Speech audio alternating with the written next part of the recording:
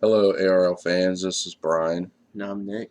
and we are the Appalachian Revenant League. We are coming at you from the basement again, still trying to avoid the COVID. We're going to talk a little bit about Woodlawn Cemetery. We went there once to scout it out, and a second time to actually see if we could find anything. We were really interested in the historical part, the older part of the cemetery. Yeah, it's kind of further up the hill. It's Yeah, way hidden up on the away. hill, hidden away. We found out that a lot of the bodies in that cemetery were moved. And then when we found the historic part, um, a lot of them, it's very dilapidated. So it seemed to be a recipe for some kind of paranormal because, you know, dead bodies being moved is kind of disrespectful. Yeah, And low maintenance on it yeah, too. no, Like absolutely no, just there's forgotten. there's like tombstones that are like overgrown or like trees growing onto it.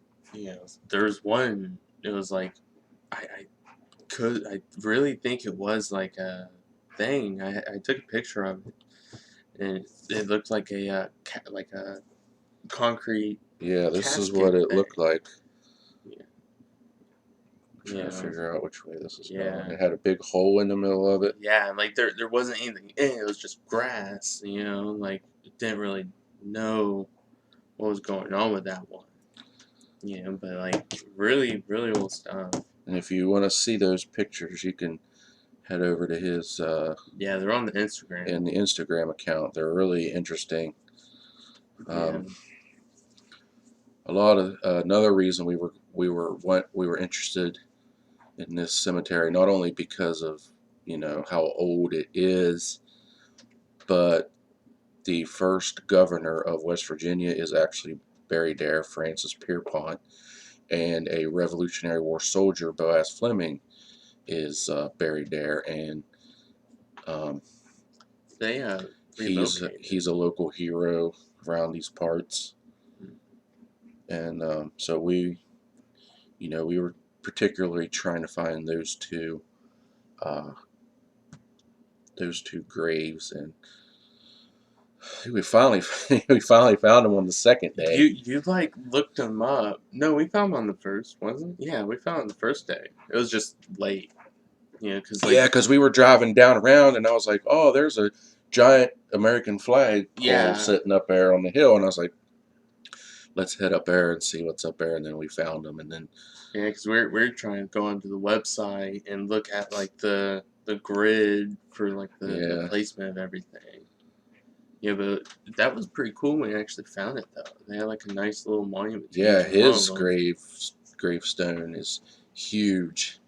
Yeah, I it mean, rightfully wasn't so. I mean, wasn't his wife was and next to his him wife is too, next to him. and Boaz was right there. Yeah, right up, kind of up next to him. Yeah, because they had a new tombstone and they had the original ones Right. right next to it. Yeah, because they were trying to kind of refurbish the area, and they have, like you said, they had the original and then kind of a new one, so you can try to find it because you really couldn't read the original, so you would have never known he was there Yeah, it without the was second really one. really faded. You just Yeah, can't think, oh, it's just another old one. right. You would never know. We've seen things from like late 1800s. You know, but yeah, it was cool going to it. Got some really good pictures. Some of my favorites, really. You know, one of the things I will say is when we first started, the second night we went, because first time Mike went with us, he Hmm. got you know, scared. Scared. He 'Cause tried he saying didn't. he had to work the next Yeah. day, and It's like, yeah, don't we all? yeah, like So like the next time we went out, we actually did an investigation. That was quite interesting Well, time. let me tell you, we wanted to start the investigation at the historical part, And work our way down. and it was still daylight, and we were walking around just trying to see what was going on, try to make a plan of action. Yeah, it's about 8:30. And down over the hill, this asshole that lived down below the cemetery.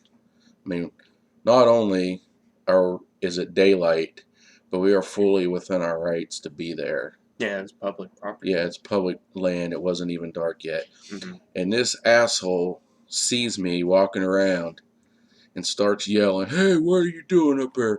Hey, what are you doing up there?" And I'm trying to tell him we're paranormal investigators. We're just looking around. And he comes running up through there like he's going to, like, I don't know what he thought I he thought was he had going a to do. gun, man. Like, Yeah. really, I heard dogs barking. Yeah, I'm and trying to set my camera up. I said, we're paranormal investigators. We're just looking around. And he noticed that Nick had a camera on him, and he went, threw his hands up in the air, turned around, walked away. Yeah, like he's like, oh, okay, and turn around. Yeah, because I think something bad was about to happen. So I was kind of glad we had the cameras and the digital recorder. And let me tell you, this fucker ruined the mood. Yeah, We're pumped for it. Yeah, I mean, it was should like, we really even be out here doing it now? Like, it's like, is it even worth it? Because now it kind of ruined us on cemeteries now, because now you don't know. What kind of person is going to call himself a glorified security guard? I know people think that drug deals go down in cemeteries and stuff, which I'm sure it does, but it ruins it for people who generally want to be there and are looking around and trying to find. And be respectful. Yeah. Like that's what we're doing. Like we weren't doing anything wrong. We were like desperate. Yeah, we weren't doing anything. Yeah, we weren't being disrespectful. We were looking and found some really interesting old stuff that probably nobody's even known about. Nobody kind of walks through a cemetery now and kind of says like, oh, let's go see somebody we never even heard of. Yeah. Usually go see your family member around. At least that's me before that. I actually love it with that guy though. After he started walking back down, again, we're up at the historic district, so like that tree line that separates the cemetery from his house, there's like little divots and like Yeah, holes and there's in the graves ground. down through there too. Yeah, and he like tripped into one. I remember that because I remember looking over like I'm watching this guy. I don't know what he's gonna do. And I sat there seeing him fall, stand back up and walk like nothing happened. Yeah. But I mean, we can cross that off the list. We got yelled at by somebody. Yeah, I mean, it is what it is. Yeah, every good investigator, I guess, has at least one. We just got to start. So we kind of thought, well, let's just go ahead and leave, because he ruined the moment and ruined everything. Because I had the camera out, we were ready to go. I was going to start filming, but we did. We actually ended up doing an investigation. It wasn't as long. Yeah. Well, we ended up leaving. There was like a tree stump. I left the digital recorder there to see if we would hear anything, and then we drove down around and went up to top of the hill where Francis Pierpont's buried, and so just sitting there looking around, and Nick suggested to do a spirit box session. Yeah. And if anybody's watched our Woodlawn Cemetery session, that's the whole spirit box session is on YouTube, and I start asking questions. And the only reason I recommended that was because like your EMF reader wasn't really getting anything, it was getting dark. My camera thing you were about to. I'm like, oh, you brought it with you, might as well try it. Yeah, I was, like I said, I was just angry, and I was just kind of sitting there on the bench, just, okay, well, what do we do? Just kind of sitting there feeling the vibe, having the camera on, and so. Yeah, I set my camera next to you while you were recording along. What was great about that was what we caught on the spirit box. Your camera also got to. Yeah. You heard you heard what it said. Yeah, because I was walking around because like when you do your spirit box stuff, your solo stuff, like there's not really much for me to do. You know, it's not really a solo with somebody else standing there. You know, so Yeah. I was like walking around, you know, with the flashlight, kind of looking at a couple older ones without wandering too far off. You know, still be able to hear. And like we heard Michael, that was his Yeah. name. I like kind of stopped, and I was, Yeah, even I was you like, heard it and you were like, what? yeah, because I was like at least 100 feet away. You know, maybe more. You know, and I heard it. It was clear as It day. was clear today. I was just asking questions. Yeah, because I was like, is you're Francis Pierpont here? Is you know, is Mr. Fleming here? And wasn't getting anything. And then I was just like, well, is there anybody else here that wants to communicate? And then it's clear as day, Michael. I was yeah. like, Michael. And then we hear some other things. You can't really, you know, you It kind kind of of make got it's kind of muffled. the same voice. So it was trying to react to us, but It couldn't really couldn't get. really make out what they were saying. Hmm. Um, so I think you started walking around to see if there was any tombstones that had Michael on Yeah, it. I was starting to kind of look around, um, trying to find something, and I couldn't find anything within that general area. But at the same time, didn't really look too far into it. Yeah, I mean it's hard to You know. tell who that could have been. Yeah, and I mean, who knows how many Michaels were in that cemetery alone?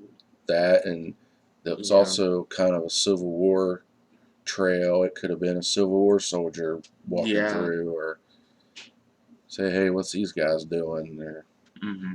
or whatever. Yeah. So Another thing too, I can't forget about. I'm scrolling through pictures trying to like remember the scene. The first day we went with Mike, we found that abandoned house, or what looked like an abandoned house. You know, it was like right there off the side of it. right, It was like two stories. The door was open. You know, it was like cracked windows and stuff like that.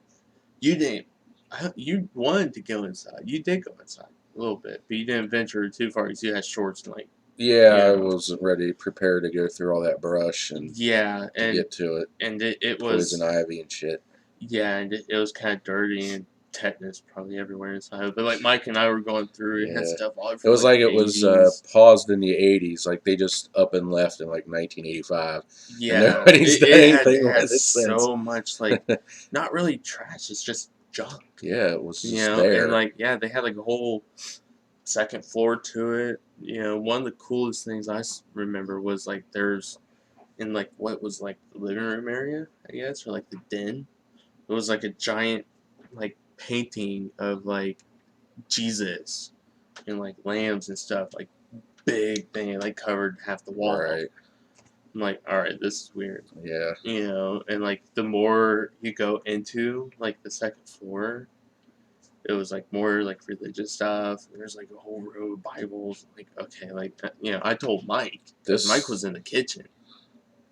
I You know, mean, I that told might him have let's something to go. do with the cemetery. I mean, they Hmm. might they might have had experiences and were scared and didn't didn't know what else to do, Yeah, but have yeah. some kind of divine intervention. Hmm. Yeah, because I remember the second time we went, I wanted to go inside there, but I couldn't remember where it was. Hmm. And then that guy happened. It's like, no, let's just hit the main point and Yeah, go. it's hard to tell what this guy's going to do now. Hmm.